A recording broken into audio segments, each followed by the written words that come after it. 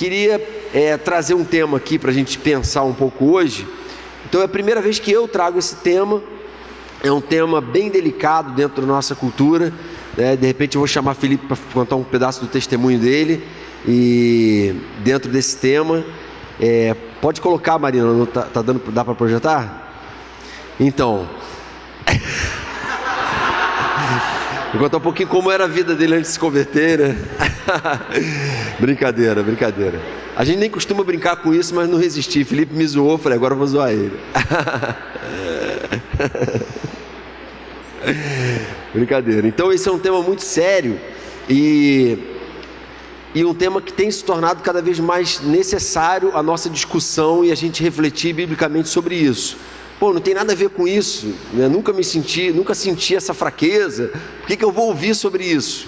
Porque a gente tem que aprender a lidar com isso, tanto com gente da nossa família, não é, que a gente pode ter situações e casos, como dentro da própria igreja, né? Então, pelo menos que eu saiba, eu devo ter uns 40 primos, quase 40 primos, contando primos de pai e mãe. Pelo menos 3 desses primos são homossexuais declarados, né? Então talvez você tenha na família essa situação e talvez a gente venha enfrentar isso também. Então como é que a gente deve lidar com isso, né? Por que é tão urgente a gente discutir a esse respeito? Por que é relevante? Na verdade, eu tive pela primeira vez na Califórnia, em São Francisco, em 2001, e meu irmão morava na Califórnia, aí a gente foi passear lá, uma prima minha morava em São Francisco, eu visitei ela, e ela levou a gente para fazer um tour em São Francisco. Aí ela me levou em Hillcrest, que é um bairro homossexual de São Francisco, e a entrada do bairro tem um túnel para você passar por aquele túnel e chegar no bairro. Esse túnel tem um arco-íris pintado, né? E tudo naquele bairro tem bandeirinhas de arco-íris por todo lado. E eu fiquei chocado com aquilo. E na verdade depois eu descobri que São Francisco é a capital do homossexualismo no mundo. Era a capital do homossexualismo no mundo. É a principal destino turístico dos homossexuais. Aí 2 ou 3 anos atrás eu li uma reportagem dizendo que o Rio de Janeiro já tinha desbancado São Francisco. Já era o principal destino de turismo gay do mundo. Porque os hotéis tinham se contextualizado, porque a gente, né, o Rio estava à frente, a vanguarda. Disso a gente é vanguarda, né? Uma droga, né?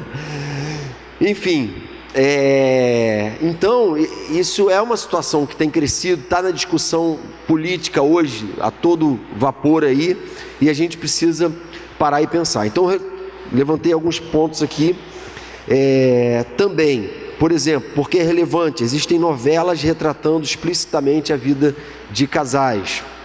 Espera aí que eu vou ligar, Marina, eu vou tentar botar isso para funcionar, tá? Novelas retratando explicitamente a vida de casais homossexuais, né? Existem países que já aprovam o casamento homossexual institucionalizado, né? Psicólogos cristãos têm hoje alguns seus CRPs, seus números de registros profissionais cassados por tentarem ajudar homossexuais a se libertarem desse comportamento, né, ou orientação sexual. Igrejas ditas evangélicas que ordenam pastores e oficiais homossexuais, não é? Esses dias vieram escandalizados para mim: a igreja presbiteriana americana está ordenando homossexuais. Mas na verdade, há muito tempo existe, desde 1910, existem 2 igrejas presbiterianas americanas, 2 denominações, cada uma com aproximadamente 8 milhões de membros.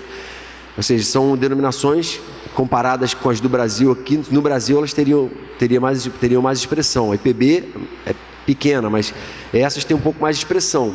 E por que houve esse racha? Porque uma igreja descambou para o liberalismo teológico, que acaba descambando para o liberalismo comportamental, e a outra se manteve fiel à Escritura como regra de fé e prática. E a nossa igreja está de algum modo vinculada a essa igreja, né? A PCA, Presbyterian Church of America, né? Tem a PCUSA também, que é a corrompida, que é aquela que se tornou liberal. Então tem essa diferença aí, e é óbvio, isso está chegando, né? Na nossa denominação isso não é um grande problema ainda, mas em algumas outras isso tem chegado, né? E esse é um tema importante em discussão também. Agora, existe um projeto de lei de 2006 em andamento. A gente não vai entrar fundo nisso não, a gente só vai jogar aqui. No final a gente pode levantar para perguntas e respostas, mas a gente vai só ler aqui 5 artigos desse projeto, que na verdade é uma lei que já existe, mas que está se propondo uma pequena reforma nela, que para a gente é muito significativo. Então, como é que o artigo 1º diz: serão punidos na forma desta lei os crimes resultantes de discriminação ou preconceito de raça, cor, etnia, religião, procedência nacional, gênero, sexo, orientação sexual e identidade de gênero. Então, até sexo já existia, mas o que está se propondo é o acréscimo de orientação sexual e identidade de gênero. Ou seja, se tratar essas pessoas, dar a elas o direito, mesmo que essas pessoas que têm esse determinado contexto têm, como se não fosse uma questão de comportamento ou de pecado, como se fosse só uma questão de opção. E aí, diz o artigo 4º, a praticar o empregador ou seu preposto atos de dispensa direta ou indireta, pena de reclusão de 2 a 5 anos. Então esse é um ponto. Outro artigo, para a gente não se ter muito. Isso aqui quer dizer o quê? Que da mesma forma que já é crime, concordamos com isso, reprovar alguém naquilo em que esse alguém naturalmente é, negro, índio, judeu, enfim, dentro de uma etnia, também passa a ser crime reprovar alguém por aquilo que ele decidiu ser, mesmo sabendo previamente que a Bíblia proíbe. Ou seja, há uma proposta de ignorar completamente qualquer orientação bíblica ou religiosa e simplesmente o homem de uma vez por todas se libertar do fardo, do peso, da culpa cristã. Alguns chegam a usar essa expressão, a culpa cristã, a culpa da Bíblia, né? Então, a gente entende que não é uma questão que o cara nasceu assim. Isso não é comprovado. Se você consultar bons psiquiatras que estão antenados nos estudos mais recentes disso, eles vão dizer para você que isso não tem comprovação científica de que alguém nasce homossexual ou com gene homossexual, né? Os geneticistas vão dizer a mesma coisa, não existe isso, né? E isso foi uma grande decepção desses que queriam tentar provar isso, e a genética provou que não existe isso. É puramente uma questão de comportamento, como tantas outras coisas que a gente opta por fazer e a gente está, de algum modo, no controle disso aí. Então, artigo 6º, recusar, negar, impedir, preterir, prejudicar, retardar ou excluir em qualquer sistema de seleção educacional, recrutamento ou promoção funcional ou profissional, pena reclusão de 3 a 5 anos. Mesmo caso, não quero admitir porque é homossexual. Então, nesse sentido, se um pastor quiser ser admitido como pastor numa igreja, ou simplesmente se ele declarar que é homossexual e a igreja bani-lo da função dele, o presidente do presbitério, né, do concílio da igreja local, pode processar e esse presidente do presbitério pode pegar de 3 a 5 anos de cadeia. É isso que o artigo está dizendo. Ou seja, estaria se dando um tratamento privilegiado. E parece que há até casos em outros países de situações forjadas para o cara não perder o emprego. Declara um homossexualismo que ele não tem e aí ele então fica intocável, né? E a gente tem que tomar muito cuidado, porque a gente entende que é uma concessão de privilégios totalmente descabida a despeito de qualquer orientação religiosa, né? A gente tem que ter essa reflexão aí. 8º artigo, a impedir ou restringir a expressão e a manifestação de afetividade em locais públicos ou privados abertos ao público, em virtude das características previstas no artigo 1º desta lei, pena reclusão de 2 a 5 anos também. Bom, isso quer dizer que se um casal homoafetivo entrar na igreja, se sentar no banco e começar a se acariciar e se beijar, e alguém do Ministério de Serviço repreendê-los, dizendo que eles não podem continuar fazendo isso, essa pessoa do Ministério de Serviço pode pegar de 2 a 5 anos. A coisa está configurada dessa forma. Aquilo que seria vedado a um heterossexual, não, para o homossexual não pode, porque é uma questão agora de lei, né? E isso precisa ser... E aí existe uma sensibilidade e eles passariam então a gozar de alguns privilégios. aparentemente seria de igualdade, mas na prática não é de igualdade. O que aconteceria seria eles gozarem então de um privilégio em relação a algumas dessas coisas. E o último artigo aqui, o artigo 20º, praticar, induzir ou incitar a discriminação ou preconceito de raça, cor, etnia, religião, procedência nacional, gênero, sexo, orientação sexual, identidade de gênero. Disposto neste artigo envolve a prática de qualquer tipo de ação violenta, constrangedora. Violenta, concordamos. Constrangedora, dependendo. Intimidatória ou vexatória, com certeza. De ordem moral, ética, filosófica ou psicológica. Ou seja, você expor a sua moral, o seu pensamento, né, a sua linha filosófica, contrária a essa orientação, a esse comportamento, seria um ato criminoso. É isso que o artigo está dizendo. Você não pode, você tem que ficar quieto. Então, nesse sentido, isso significa... Perdi o quinto, não li para vocês, né? Isso significa que se o pregador falar contra o homossexualismo, mesmo dentro do púlpito, a partir do púlpito de uma igreja, ele pode pegar de 1 a 3 anos de cadeia. Então, gente, a gente precisa, sem dúvida nenhuma, estar inteirado disso, né? E um ponto aqui, será que o homossexualismo é uma doença? Não é? Isso foi uma coisa em que muitos acreditaram ao longo da história. Até a psiquiatria estudou isso a fundo, achando que a gente tem que estudar isso. E tratou isso como doença durante algum tempo. E a gente entende isso como doença? Né? O que a Bíblia ensina sobre isso? Não é doença, é pecado. Mas será que a gente tem sabido lidar, está preparado para lidar com esse pecado, como a gente tenta lidar muitas vezes no dia a dia com outros? Na verdade, é um tema que a gente até muitas vezes foge, né, de falar sobre isso. Essa palestra aqui, essa exposição, eu preparei, já deve ter uns 3 anos, falei uma vez, nos últimos 3 anos não falei mais, resolvi falar hoje de novo, né? Por quê? Porque é um assunto que é muito desagradável, mas que a gente está lidando com isso e tende a lidar cada vez mais com essa realidade. E será que a gente está lidando de forma saudável e bíblica com isso? Quais são as distorções que têm acontecido em relação a esse tema hoje no mundo e na nossa sociedade? E qual é a resposta bíblica para essas questões? O que o mundo, então, está dizendo sobre o homossexualismo? Primeiro, relativismo moral. O que é certo para você pode não ser para mim e vice-versa. Não existe uma verdade absoluta, nem mesmo na Bíblia. O que valeu para os seus autores no passado não serve mais para nós hoje.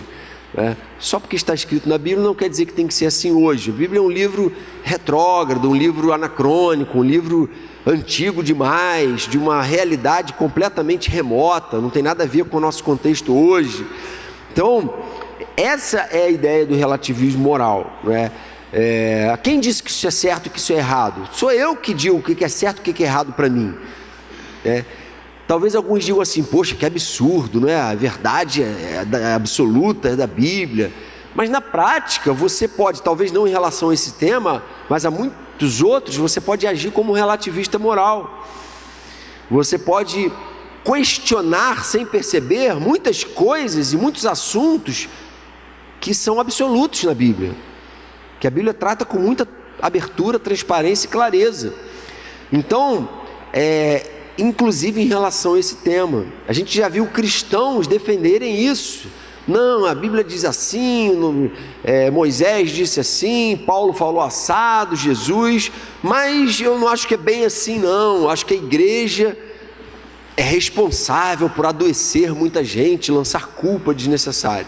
Então tem que se tomar muito cuidado, porque esse discurso está forte e a gente precisa se vacinar contra ele. O segundo, o inclusivismo. Para muitos, inclusivismo quer dizer que a gente tem que aceitar todo tipo de comportamento. Se você não aceita as pessoas nos comportamentos delas, sejam eles quais forem, você não está sendo inclusivista, você está sendo exclusivista ou excludente. Você está excluindo pessoas. Isso não é cristão. Jesus não excluía pessoas. Olha que discurso lindo, não é? Um discurso muito lindo. Então, a Bíblia ensina que a gente não deve ser argumentam eles, né, exclusivos. A palavra de Deus é sempre inclusiva. Jesus sempre acolheu os excluídos. Mas um outro argumento forte que tem se usado: todas as formas de amor são válidas. O que importa é amar. Então, existe esse discurso em algumas letras de música, né? E a gente, sem perceber, vai se deixando convencer. Sabe aquela história que o pastor Henrique falou da rã na panela? Que vai esquentando sem perceber, e quando percebe já está cozida. Sem perceber, você pode estar se deixando levar também por essa onda, ou pode se deixar contaminar por isso. Todas as formas de amor são válidas. O que importa é o amor pelo próximo. Não importa que tipo de amor, não importa a natureza desse amor. Então, desde que haja reciprocidade, não é? Que a Bíblia ensina claramente sobre isso. Então agora a gente vai passar rapidamente, estou tentando até ser bem objetivo, para a gente depois ter tempo, se alguém quiser levantar alguma pergunta, tá? Sobre alguns textos bíblicos que vão pontuando o que a Bíblia ensina sobre isso, de forma incontestável, de forma solene, de forma absoluta. Então, por que é importante essa introdução desse ponto? Porque a coisa é assim: se você aceita a Bíblia como uma palavra de Deus, então você tem que simplesmente ler e falar amém, é isso mesmo, né? Não tem como contestar isso. E a gente precisa então estar preparado primeiro com essas convicções muito firmes no nosso coração. Senão, quando a gente tentar ajudar certas pessoas, a gente pode acabar sendo complacente com elas, sem perceber, né? Sendo conivente com o erro, meio que sendo cúmplices do pecado, da impureza e daquilo que a Bíblia diz que é abominação. Então, vamos passar por esses textos. Então, primeiro, a condenação da lei: com o homem não te deitarás como se fosse mulher, é abominação. Alguns já argumentaram assim: peraí, Jonas, mas a lei, Levítico, isso aí está falando da lei do Antigo Testamento, isso não vale mais no tempo da graça. Alguns chegam a falar isso. Contudo, é muito claro, fica muito claro nos ensinos de Jesus que ele não veio revogar a lei, mas cumprir a lei. Então hoje a gente tem que sacrificar animais também? Não. Por quê? Porque Jesus já fez o papel que aqueles animais faziam, não é? Jesus já morreu de uma vez por todas. Então o meio de a gente se consertar, o meio de a gente se redimir, o caminho para a gente chegar até Deus e a presença dEle, a comunhão com Ele, hoje mudou. Até o caminho para a gente tratar esse pecado como tantos outros, hoje foi muito facilitado, porque Jesus morreu por nós e nos enviou o Espírito no Pentecostes. Contudo, absolutamente tudo moralmente que é certo no Antigo Testamento continua sendo certo no Novo, e absolutamente tudo que era errado moralmente no Antigo Testamento continua sendo errado no Novo. Então o que muda? O que muda é que no Antigo tinha que ser apedrejado até a morte. No Novo, Jesus morreu, você pode simplesmente pedir perdão e se redimir, se consertar com Ele. Vá e não peques mais. Ele não falou para a mulher adulta: pobre de você, coitadinha de você, nem deixam você viver no seu pecado tranquila. Poxa, vai lá, continua vivendo a sua vida, ninguém tem nada com isso, você é dona do seu nariz. Ele não falou nada disso para ela. Ele falou: cadê aqueles que te acusam? Foram embora? Você também, vá e não peques mais, né? Então, em segundo lugar, se também um homem se deitar com outro homem como se fosse mulher, ambos praticaram coisa abominável, serão mortos, o seu sangue cairá sobre eles. Então, até a parte do abominável é lei moral, é abominação diante de Deus. O que muda? Serão mortos? Não precisa mais ter pena de morte, porque Jesus morreu para salvar o homossexual, para tratar espiritualmente. Há uma cura prevista? Há uma cura, mas não uma cura de uma doença, né, psiquiátrica ou física, uma cura espiritual, talvez psicológica, né? Enfim, porque a psique é a alma, né, e a alma é o Espírito que trata. A gente crê na operação desse milagre. Caso de Sodoma, qual foi o caso de Sodoma? Habitou Abrão na terra de Canaã e Ló nas cidades da campina e ia armando as suas tendas até Sodoma. Ora, os homens de Sodoma eram maus e grandes pecadores contra o Senhor. E aí, qual é o pecado que é apontado para que a destruição de Sodoma viesse? Disse mais o Senhor: com efeito, o clamor de Sodoma e Gomorra tem se multiplicado, e o seu pecado se tem agravado muito. Descerei e verei se de fato o que tem praticado corresponde a esse clamor que é vindo até mim. E se assim não é, sabê-lo-ei. Então, Deus falou: opa, eu tenho que ir lá e ver o que está acontecendo nessa cidade, o que está rolando lá, para a coisa chegar ao ponto de que tem muita gente clamando contra Sodoma e contra Gomorra. Mas antes que se deitassem, os homens daquela cidade cercaram a casa de Ló. Os homens de Sodoma, tanto os moços como os velhos, sim, todo o povo e de todos os lados, e chamaram por Ló e lhe disseram: onde estão os homens que à noitinha entraram em tua casa? Traze-os fora a nós para que abusemos dele. Aqueles homens eram anjos que haviam visitado a Ló, e eles viram, e eles foram lá cercar a casa de Ló para estuprar aqueles homens, né? E aí, gente, Sodoma e Gomorra foram destruídas. Ló conseguiu sair com a família dele e a cidade foi destruída, né? Tamanha a ira de Deus contra aquele pecado. Por isso que hoje muitas vezes você vai ouvir esse pecado como sodomia, né? Que é essa relação homossexual. E aí, gente, terceiro ponto aqui. Então, citamos o caso de Sodoma. E terceira, perspectiva da nova aliança, tempo da graça sobre o homossexualismo. Ah, mas agora está liberado, agora está tudo perdoado, é o tempo da graça, a gente pode viver tranquilo, né? Romanos capítulo 1, verso 22. Dizem-se sábios, tornaram-se loucos.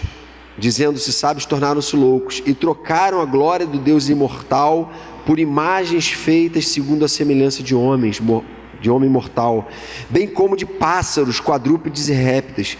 Por isso Deus os entregou à impureza sexual, segundo os desejos pecaminosos do seu coração, para a degradação do seu corpo entre si.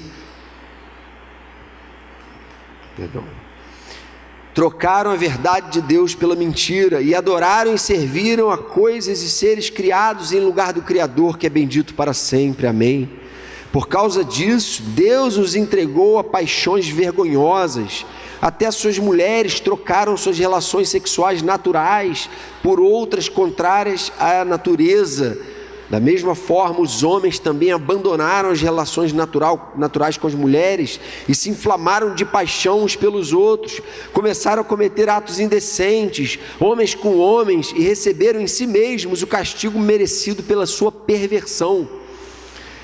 Esses dias algum tempo atrás, eu vi no Facebook um post muito politicamente correto, o cara procurando ser politicamente correto, né?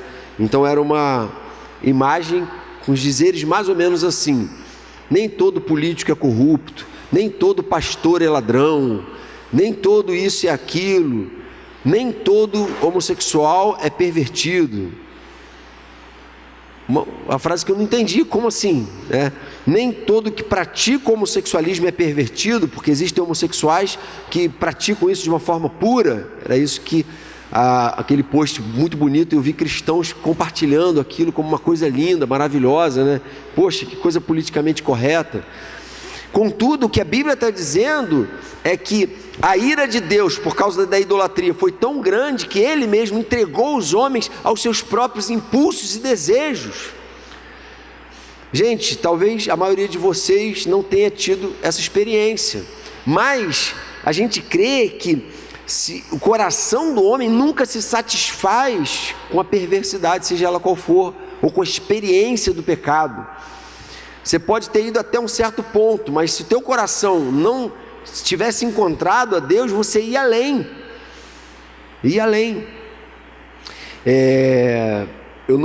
Eu ouvi falar de um filme, eu não cheguei a assistir esse filme, e não vou dizer o título também, né, Clóvis? Clóvis, semana passada, falou o título do livro, teve gente que pode ter pesquisado. Ele falou: não procure esse título, não vou repetir para vocês não lembrarem, não vou dizer qual é o título do filme, mas é um filme que é estudado na academia, da história de um casal que resolveu mergulhar nos prazeres sem freios, né? O casal então falou: vamos experimentar de tudo, vamos nos permitir tudo, né? Como diz o poeta popular brasileiro, vamos nos permitir, enfim.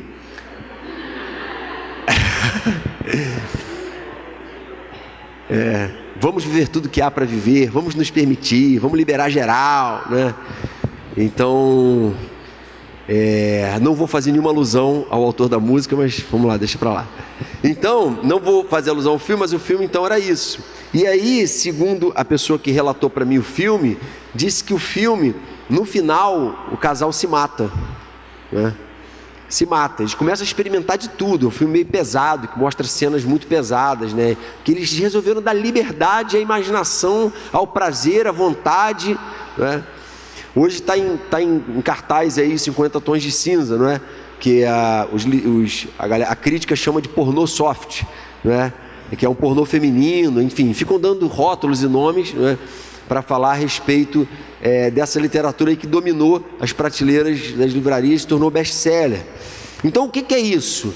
É a busca pela experiência diferente, por aquilo que eu não experimentei ainda, uma forma que eu não experimentei ainda, um jeito que o Christian Grey faz que é um negócio estratosférico, não é? Que é um cara que é um príncipe e ao mesmo tempo...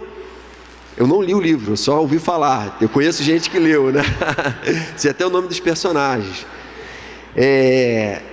Porque é assim, porque o negócio... Aí você começa a dar liberdade e começa a dar vazão a essas vontades, esses desejos, começa a emburacar, né? Começa a acreditar que o padrão de 50 tons de cinza de uma relação sexual bem-sucedida, alegre, feliz, realizada, não é? Com um prazer verdadeiro, é aquilo ali, e se não for aquilo ali, não é nada, não é? Mentiras que o diabo semeia, né? Semana que vem, domingo que vem, eu vou fazer 13 anos de casado, e a relação sexual, me senti mó experiente agora, né? Me senti super experiente. Gente, é um negócio que Deus criou de forma misteriosa. Por isso que Salomão diz: o caminho de um homem com uma donzela é um negócio que eu não consigo compreender, não é? Há um renovo constante, há uma alegria de se desfrutar da companhia do outro e até mesmo o prazer da relação, que depois de um certo tempo você vivendo aquilo, você fala: como é que pode o diabo tentar vender tanta mentira? Que tem que ser assim, tem que ser assado, tem que dar liberdade para aquilo ali, tem que experimentar um pouco disso, um pouco daquilo. Porque todo mundo, quando é adolescente, quando é jovem, de repente libera e tem uma experiência assim, um assado. E gente, quem veio do mundão como eu pelo menos tenho um versículo que Paulo fala em Romanos 6, que ele diz assim: naquele tempo, que resultado vocês escolheram? Somente as coisas de que agora vocês se envergonham, não é? E a verdade é essa. Então a gente não tem que ficar experimentando tudo para chegar a conclusões que a Bíblia já traz para a gente prontas, sobre a beleza de uma vida na presença dele, em santidade diante dele. A gente não precisa ir emburacando para chegar no fundo do poço e dizer: caramba, experimentei de tudo, estou deprimido. Eu vivi isso com 16 anos. Falei: como é que pode o cara de 16 anos estar deprimido? Fico pensando hoje, né? Deprimido, tinha perdido o prazer até em pegar onda, em tudo. Por quê? Porque fui emburacando. Por quê? Porque achei que tinha que experimentar de tudo, que não tinha que me submeter a ninguém, que tinha que fazer o que eu queria, me dava na cabeça. E aí, gente, a misericórdia de Deus, sem dúvida nenhuma, me alcançou. Então, 1 Coríntios 6... Vocês não sabem que os perversos não herdarão o reino de Deus? Não se deixem enganar, nem imorais, nem idólatras, nem adúlteros, nem homossexuais, passivos ou ativos, nem ladrões, nem avarentos, nem alcoólatras, nem caluniadores, nem trapaceiros herdarão o reino de Deus. Assim foram alguns de vocês, mas vocês foram lavados, foram santificados, foram justificados no nome do Senhor Jesus Cristo e no Espírito de nosso Deus. Amém? Assim foram alguns de vocês. Ele está incluindo o homossexualismo, ele está incluindo tudo isso aqui, essa lista de coisas que a gente era: mentiroso, caluniador, alcoólatra, avarento, idolatria do dinheiro, etc e tal, antes, agora não pode ser mais, não é?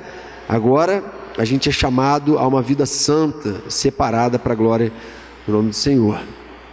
Paulo aprofunda o tema, dizendo lá em Timóteo: sabemos que a lei é boa, se alguém a usa de maneira adequada. Também sabemos que ela não é feita para os justos, mas para os transgressores e insubordinados, para os ímpios e pecadores, para os profanos e irreverentes, para os que matam pai e mãe, para os homicidas, para os que praticam imoralidade sexual e os homossexuais, para os sequestradores, para os mentirosos e os que juram falsamente, e para todo aquele que se opõe à sã doutrina. Para isso que a lei existe, né? E a gente precisa ficar ligado nisso.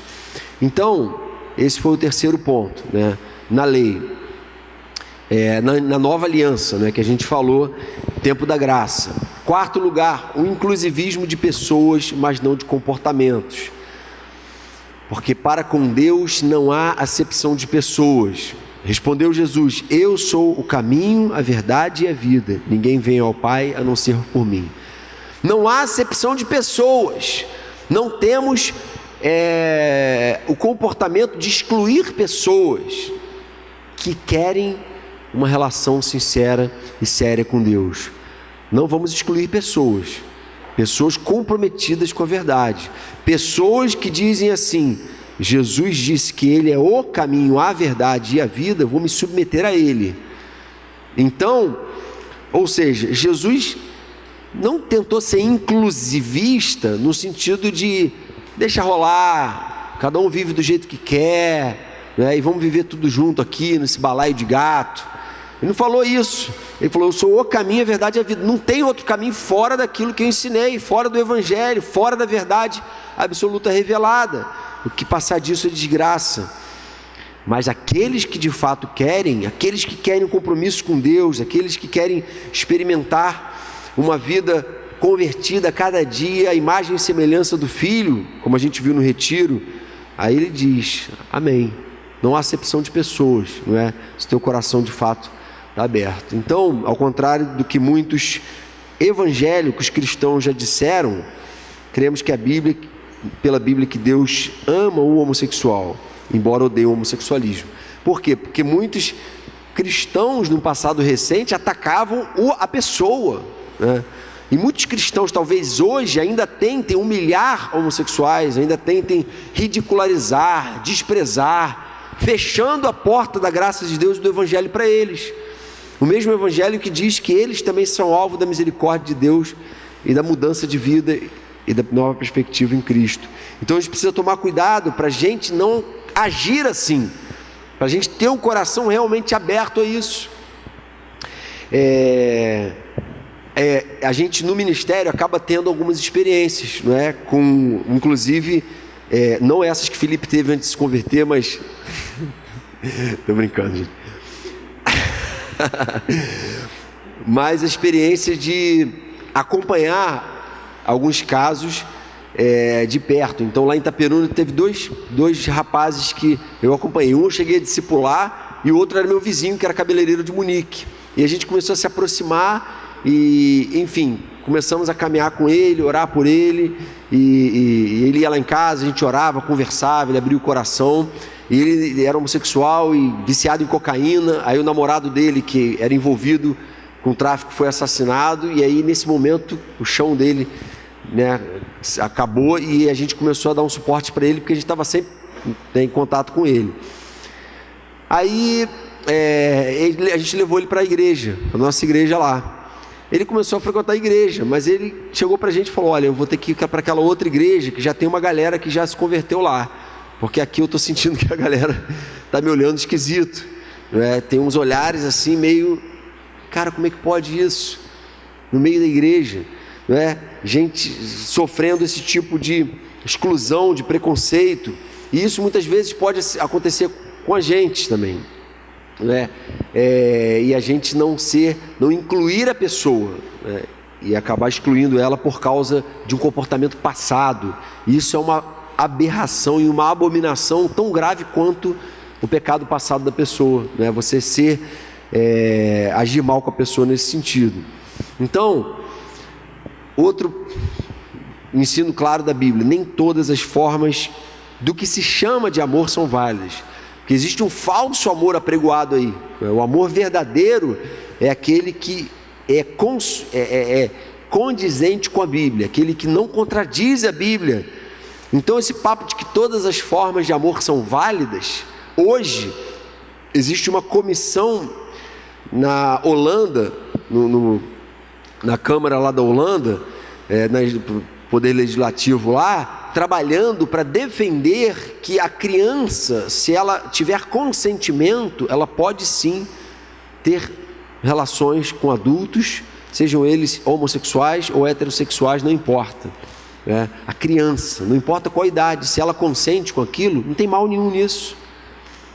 Um país que é berço do protestantismo, um país que teve como primeiro-ministro no século XIX, Abraham Kuyper, que foi o primeiro-ministro pastor reformado, que deixou uma literatura larga para a gente aí, muito da doutrina da nossa igreja tem inclusive a ver com esse teólogo, e foi primeiro-ministro da Holanda, um país que hoje está nesse nível de aceitar a pedofilia como coisa normal, uma coisa completamente abominável. Então essa mesma lógica de que todas as formas de amor são válidas é o que leva esse tipo de perversão e de deturpação da palavra de Deus. Então, como lidar? Quais são os atuais desafios dos cristãos diante dos homossexuais? Quais são? O que a gente faz com os homossexuais, amigos, parentes e tudo?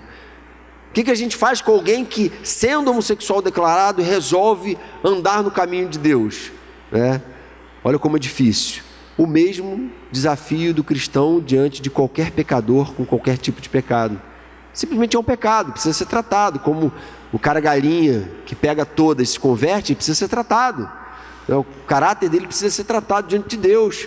O cara está doente pelo pecado, espiritualmente. O cara mau caráter, que dá calote, que rouba, que mente, precisa ser tratado. Todo tipo de pecado precisa ser tratado diante de Deus, e esse não é diferente de nenhum dos outros. É verdade que muitas vezes a gente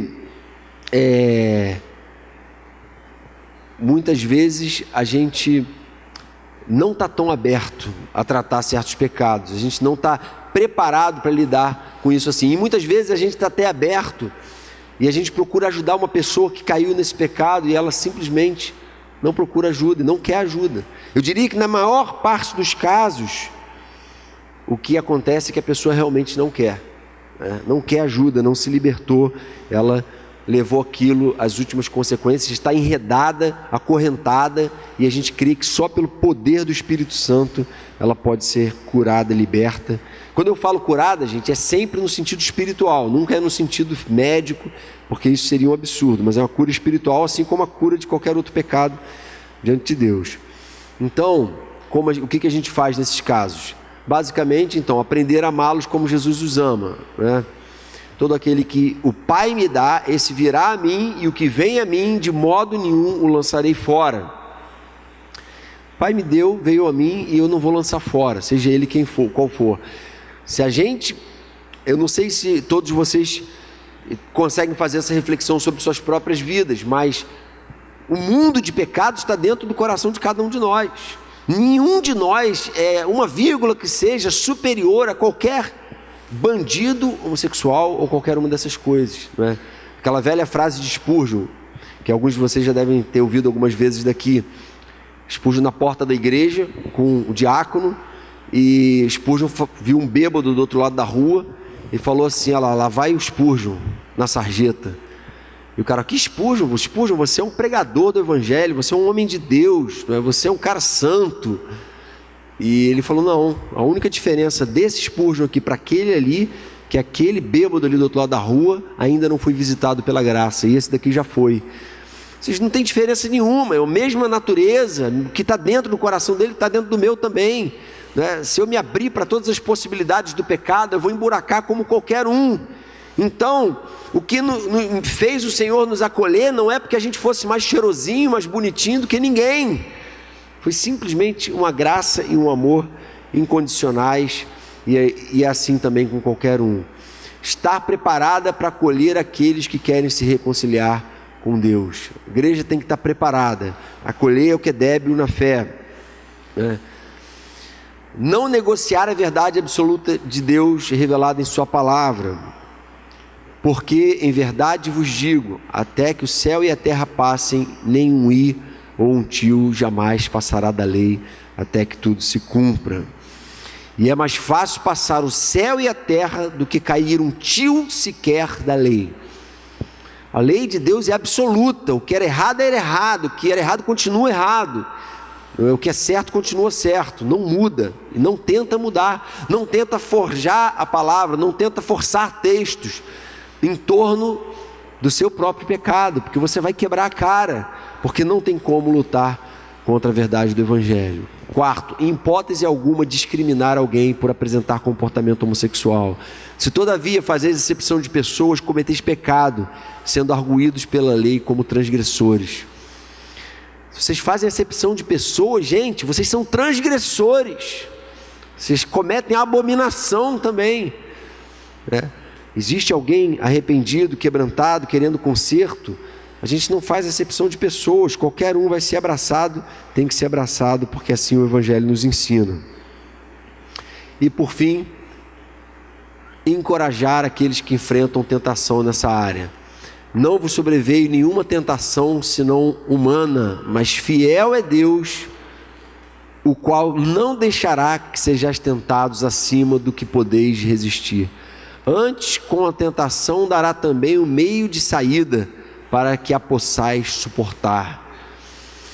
Eu já ouvi, inclusive, de um professor do pré-vestibular, professor de história, ridicularizando os cristãos e os evangélicos, porque pregavam a conversão do comportamento homossexual, né? E na verdade isso é um absurdo porque ele tocou no assunto de fé, e a gente tem fé, e a gente acredita, esse tema do nosso retiro do ano que vem, né?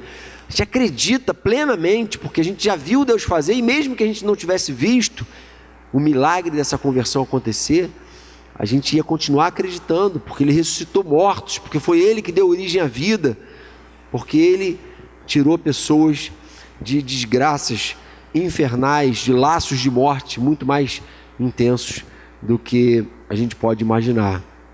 Então, gente, uma breve assim, reflexão, um apanhado bíblico sobre o que a palavra ensina a esse respeito. E eu queria, de repente, abrir para alguém que de repente queira perguntar alguma coisa. Não é paredão não, a gente tem um horário limitado aqui hoje, começou um pouco atrasado, mas se alguma coisa não ficou muito clara aqui, de repente você gostaria de perguntar, e você pode então perguntar, ou de repente simplesmente contribuir com uma coisa que você vê às vezes, e você pode então contribuir. Alguém quer falar alguma coisa? Quer fazer alguma pergunta? Quer tocar em algum assunto? Sobre algum primo que você tem lá na França, uma coisa desse tipo? Sobre algum... Fala aí, Felipe. Uma pergunta sobre isso. O cara que é homossexual, e ele realmente ama Jesus. Eu já ouvi um caso desse, para saber a sua opinião sobre isso. O cara ama Jesus, mas ele é homossexual, diz que sente aquilo, não consegue não sentir atração por um outro cara.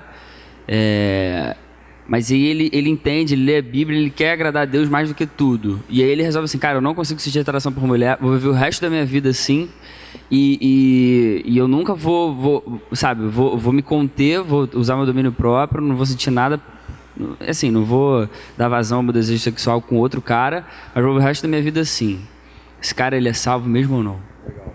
Então, excelente essa pergunta, porque tem cristão xiita que diz assim, não, pro cara provar que ele foi curado espiritualmente desse pecado, ou tratado, enfim, convertido, ele precisa se casar e ter filhos, né? Então algumas igrejas forçam isso no cara, empurram. Eu vi isso, eu cresci numa igreja onde havia vários homossexuais, ex-homossexuais, e algumas situações foi assim, foram forçadas. Você vai casar com fulana, você vai casar com Beltrana, e casaram, tiveram filhos e voltaram para o homossexualismo, né? Então tiveram crises terríveis no casamento, viveram um inferno. Por quê? Porque isso não é obrigatório bíblico.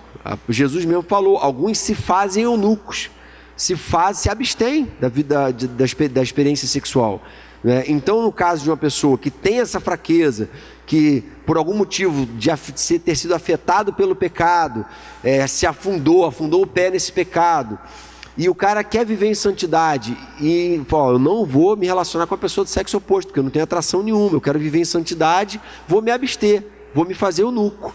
Amém, isso tem que ser respeitado biblicamente, né? Então, Paulo, até na questão heterossexual, às vezes até o heterossexual mesmo não é respeitado quando ele opta por ser eunuco, por não casar.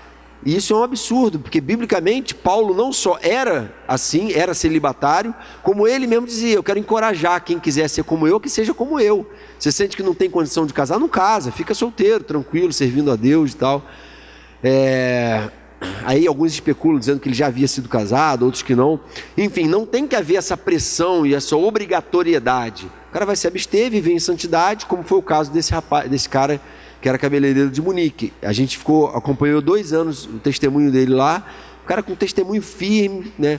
Continuou com a vida dele de modo geral, mas se absteve do pecado, vivendo em santidade, com as lutas normais de todo cristão, né? Assim como o cara, enfim, outros têm outras lutas. Enfim, a gente crê sim que o cara vai ser salvo, né? E que Jesus pode alcançar e manter o cara assim. O cara não tem que dar provas casando com uma mulher para isso ser garantido. Alguém mais quer fazer alguma pergunta dentro desse tema aí?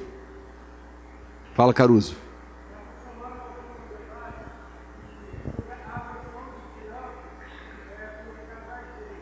Uhum.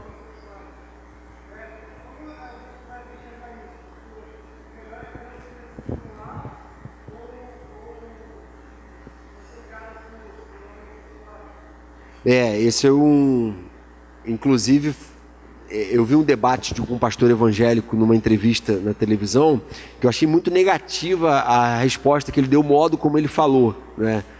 Não, porque a gente vai ver daqui a alguns anos em que vai dar isso, essas crianças vão ser, né? Tipo assim, sabe lá com Deus o que vai dar. Então eu acho que não é esse o testemunho que a gente tem que dar, ficar amaldiçoando as crianças que hoje estão sendo criadas por duplas homossexuais, né? Mas ao mesmo tempo, a rigor, eu não consigo entender muito bem isso, porque a impressão que eu já ouvi várias experiências de pais que querem adotar e têm dificuldade de conseguir adotar filho, casais heterossexuais que querem adotar filhos e têm dificuldade. Então eu não consigo entender por que parece que existe uma demanda de adoção que os pais heterossexuais não estão atingindo. Eu não vejo isso, pode ser que eu esteja errado, mas nesse caso é óbvio que biblicamente a nossa orientação é que é um absurdo, não existe casal homossexual, não é? O que vai se passar para ele ali é uma relação deturpada do que seja uma referência familiar. Ele vai ter protetores, esse casal homossexual, essa dupla homossexual pode até cuidar e proteger ele e respeitar ele, pode até fazer isso, mas estão prejudicando muito o coração dele, fazendo ele crescer tendo uma referência totalmente distorcida em relação à sexualidade, né? Isso é o nosso ponto de vista como cristãos. Então, isso não deveria ser permitido por lei. O cristão vai sempre votar contra uma coisa dessas, né? A referência da família foi criada por Deus. Não tem como você ir contra a criação e contra aquilo que Deus estabeleceu. Isso vai dar ruim, né? Como se diz.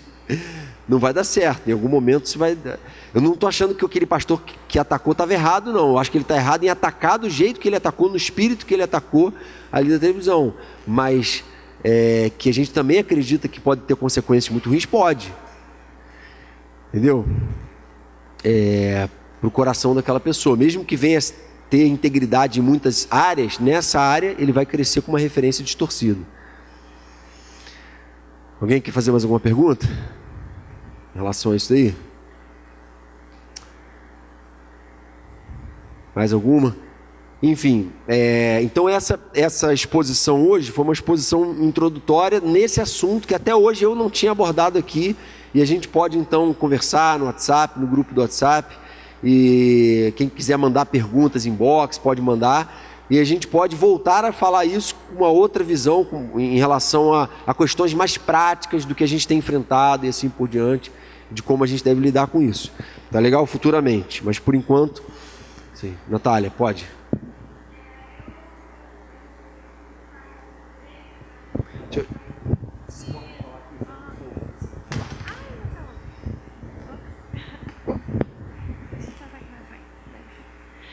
falar longe. Dá pra ouvir, né? Não gosto de falar. Eu sou estudante de Direito e uma das coisas que eu mais tive dificuldade quando eu entrei para a faculdade foi quebrar algumas coisas que a galera que estuda tem em relação ao cristão. Porque a gente tem posicionamentos muito seguros e muito firmes quanto à questão do aborto, quanto à questão do casamento homossexual e esse ponto que Marcelo levantou da adoção. E, de uma forma geral, como a igreja, né, brasileira se porta frente a isso, é algo que as pessoas, quando você vai se colocar, pô, eu sou cristã e tal, e aí surgem alguns temas, por exemplo, para eu desconstruir que eu era contra o aborto e tal, para a galera da minha sala foi super difícil, assim, porque eles tinham uma visão do tipo assim, não, é uma visão extremamente religiosa, Natália. Qual outro fundamento você tem? Tipo assim, não é possível que você só entenda que isso de um ponto religioso.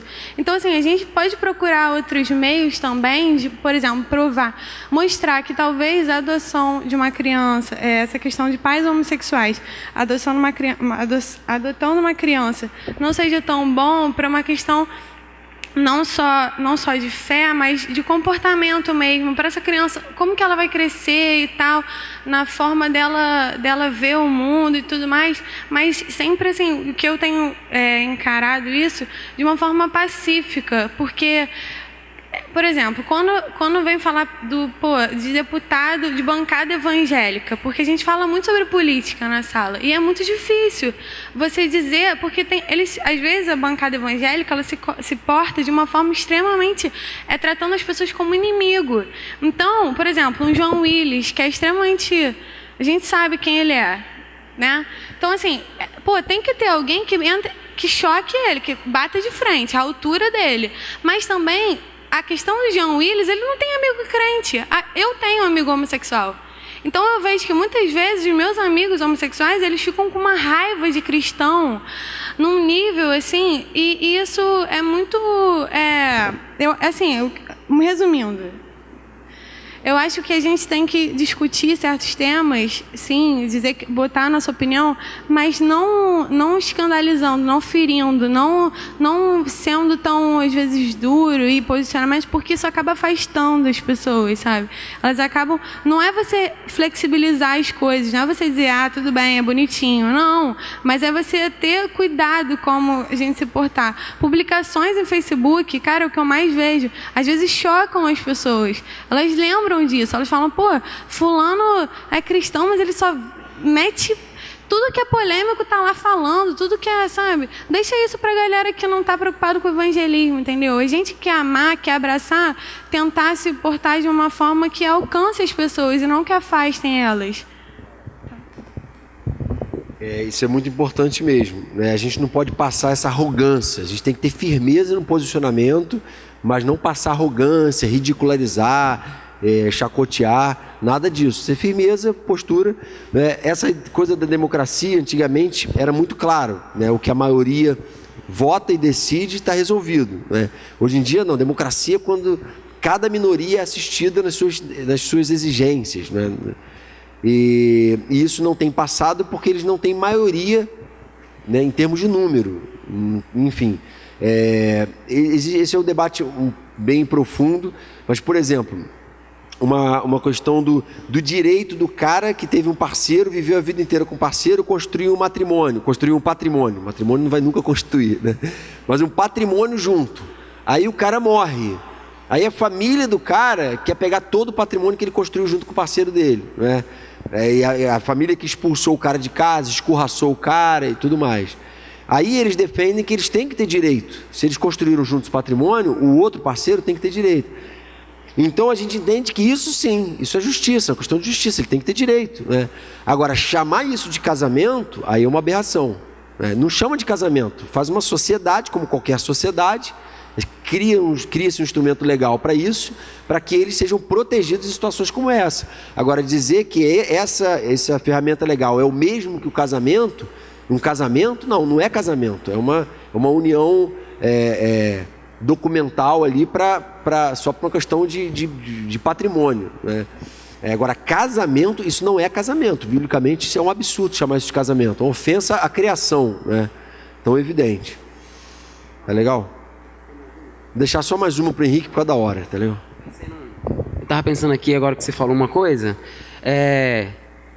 como é que fica um gabinete assim, com uma pessoa que é homossexual, que, sei lá, tá num processo de conversão, interessada em se batizar? Como é que é isso? Então, é a mesma coisa para pessoas em qualquer situação.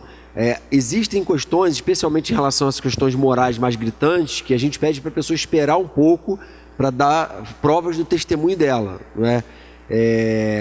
Mesmo não sendo esse o caso, né?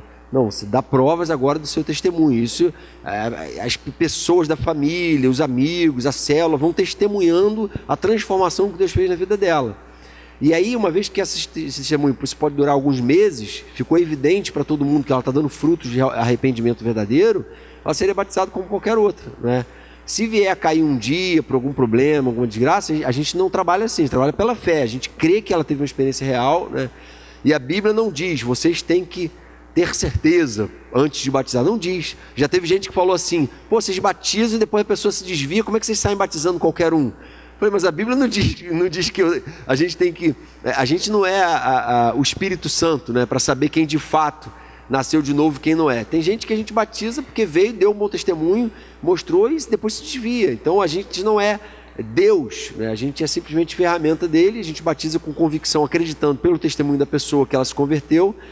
E nesse caso é a mesma coisa, a gente batizaria crendo que ela teve realmente uma experiência com Deus e que ela nunca mais vai se desviar. Se ela se desviar, não foi leviandade nossa, né? Foi ela mesma que vai responder diante de Deus, né? Tá bom? Vamos orar então, gente, por esse assunto, depois de passar para o pessoal fazer um encerramento aqui. Aí a gente pode ir logo em seguida, por causa da hora avançada. Tem o seguinte, gente, é interessante, né? Hoje tem...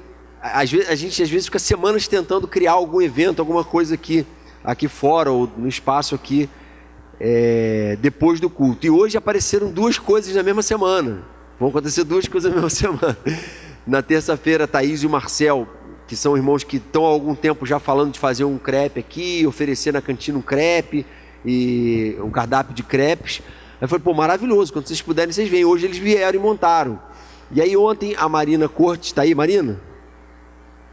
Não, tá lá, né? Falou, Jones, a gente estava organizando um luau lá em Piratininga e tá com previsão de chuva. Se chover, a gente pode levar lá para a igreja? Pode, a gente se vira lá. Então hoje a gente tem duas coisas acontecendo ao mesmo tempo depois do culto. Então não tenha pressa de sair, de ir embora, né? Aquele tempo que você ia gastar lá no Cambuinhas Mall não vai mais, gasta aqui mesmo. Valeu, né, Zé Estevão? Pô, finalmente. Vamos gastar aqui mesmo, então não tenha pressa de sair. E a gente vai então fazer uma oração.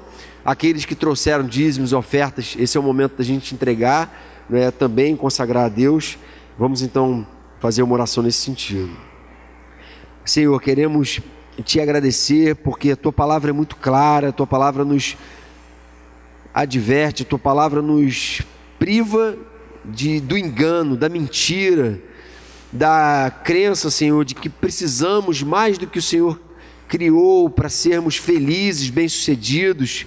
Na verdade, o Senhor nos propôs um caminho excelente, um caminho de alegria inesgotável na tua presença.